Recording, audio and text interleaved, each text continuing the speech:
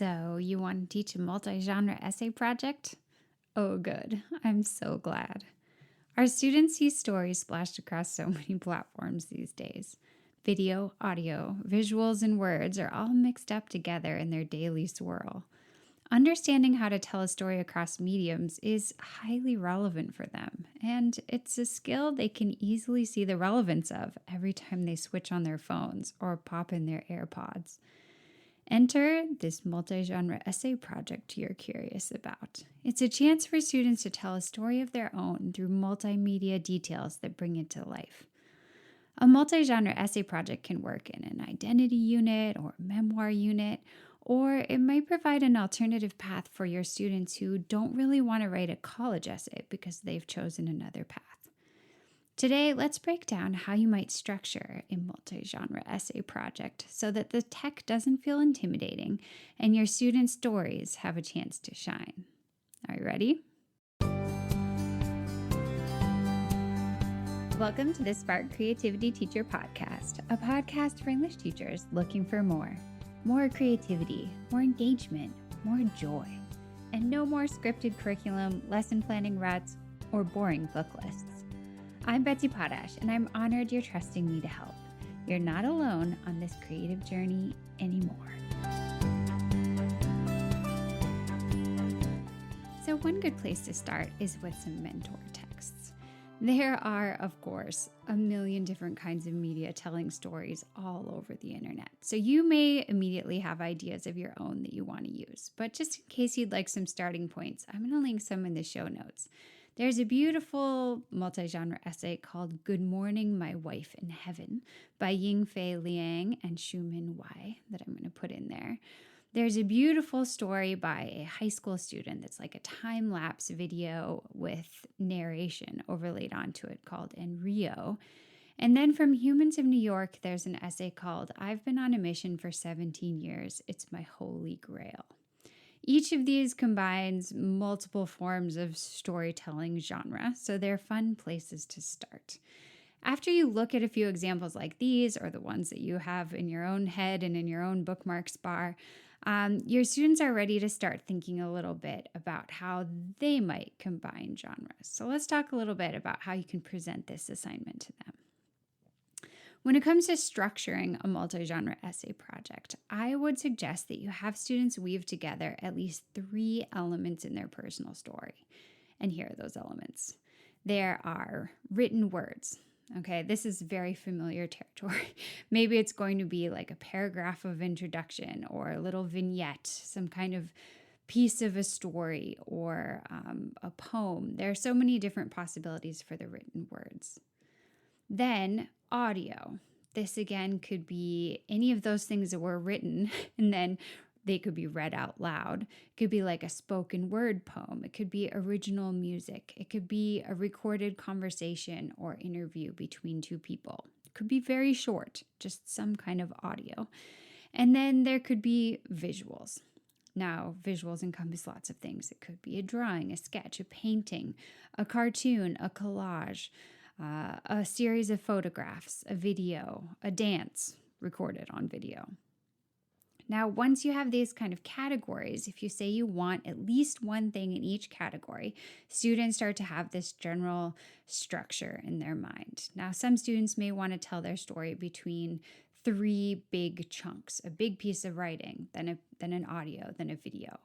Other students may want to have like 10 written words and then a video clip and then an audio clip and then a poem and then 10 more written words introducing the next thing and then a sketch and then 3 photographs and then a recorded conversation.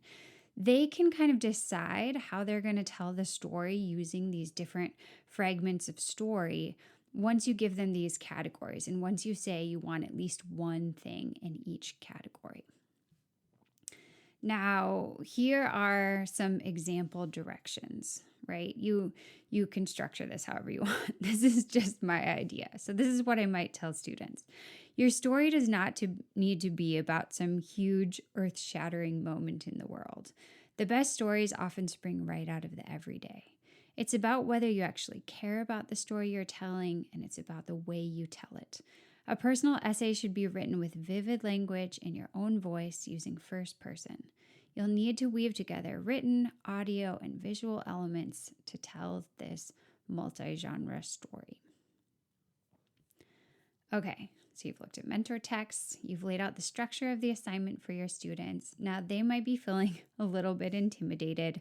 Oh my gosh, I have to tell a story across multiple genres. How do I get going? How do I choose a topic? So since it's going to be a multi-genre storytelling project, I suggest that you have them brainstorm in multiple mediums. So maybe your first brainstorming session for 10 minutes one day is a visual brainstorming session. You ask them to run through their phones, or you ask them to bring in photographs of their childhood, or something to get them thinking about kind of the visuals of their life. And maybe they hone in, maybe they choose 1 or 2 or 3 pictures that represent sort of key times in their life that might lead them down a storytelling path. Another day, maybe you ask them to think about songs in their life. Maybe it was like a music video that all of their friends were obsessed with in 3rd grade and how that influenced them. Or maybe it was a song they played in a violin recital in 7th grade that they practiced 900 times and just became a part of them and what that song means to them.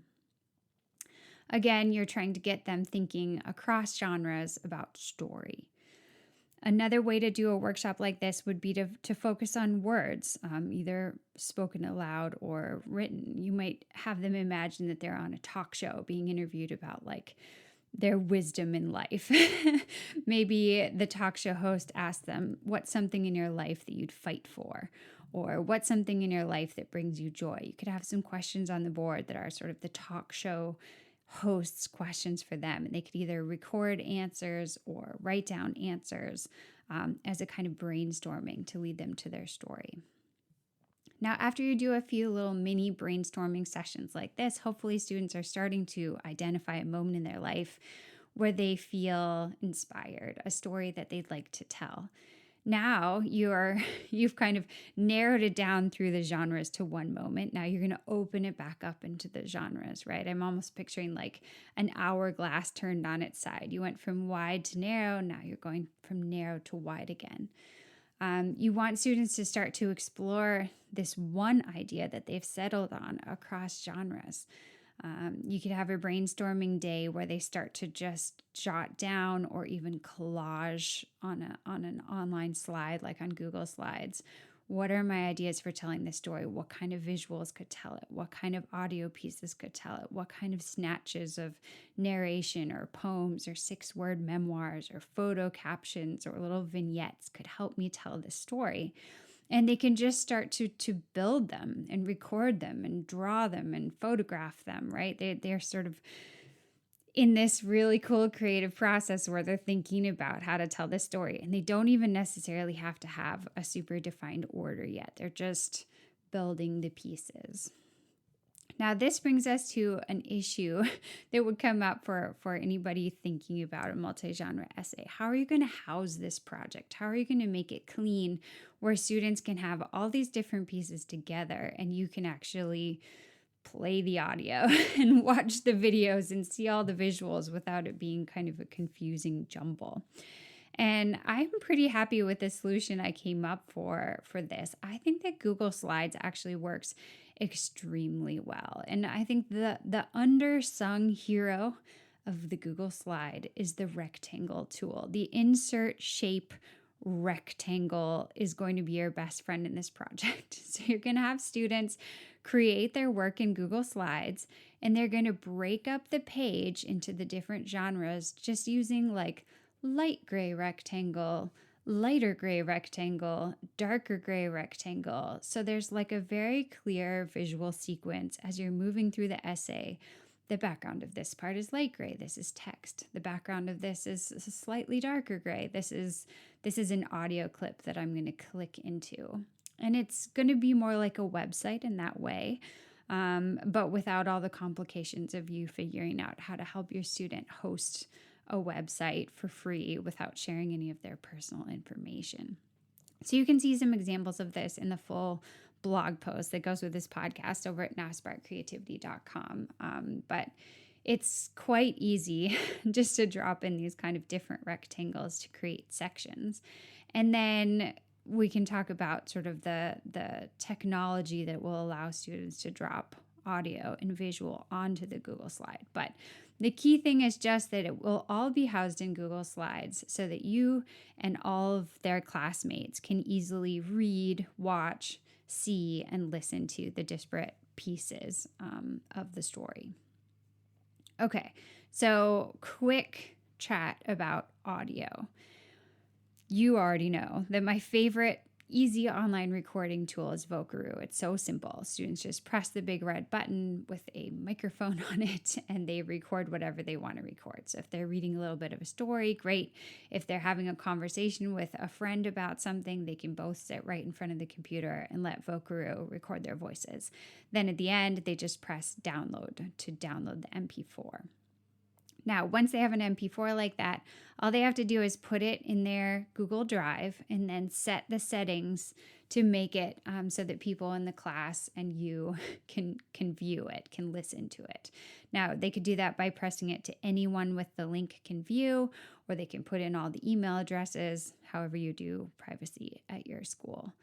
Then inside their essay, all they have to do is go to the insert button, choose audio, and a little player button will pop up on their slide. They can drag that wherever they want it to be in the essay. They can make it bigger. They can make it smaller.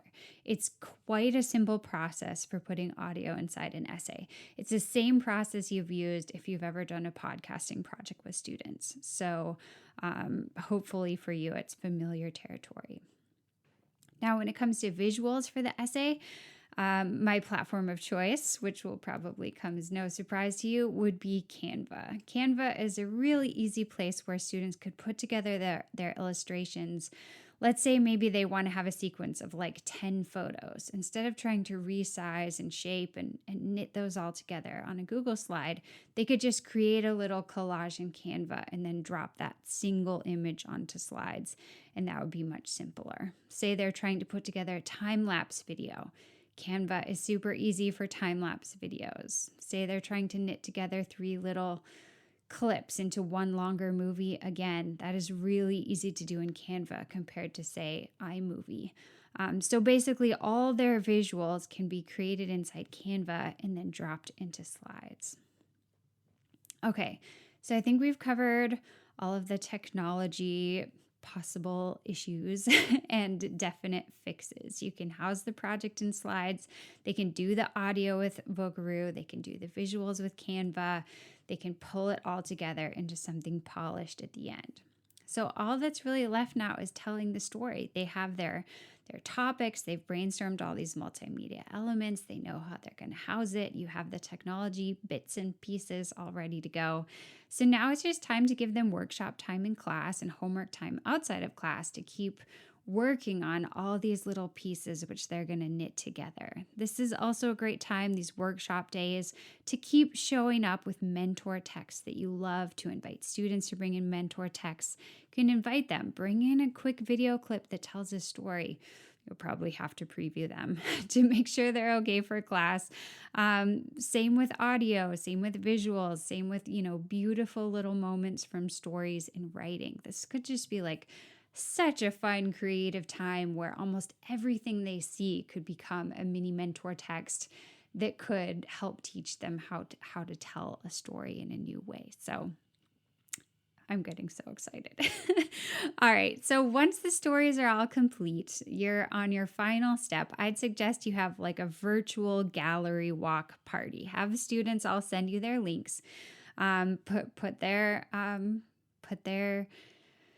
virtual stories on permission settings that will allow the whole class to view them. And then you can link them all from one slide. Now students can go in, they can click into everyone's stories, they can put in their headphones, listen to the audio, watch the videos, see the visuals, read the story bits, and just enjoy. And at the same time, I would suggest you maybe have some little cards where students can nominate people for the best audio clip or the best mini moment or the most creative element or the thing that really surprised me or whatever. Have a bunch of awards that students can vote for. It's both fun to give out certificates at the end, and it also helps keep people on track during the gallery walk. Okay, my friend, I think we've covered it all. I really hope you're excited to try a multi-genre essay project. I think this can be a fantastic project for fall or really any time of year. Thanks so much for joining me today to talk about the multi-genre essay project. Hope you're going to try it. Until next time, take care of yourself and stay creative.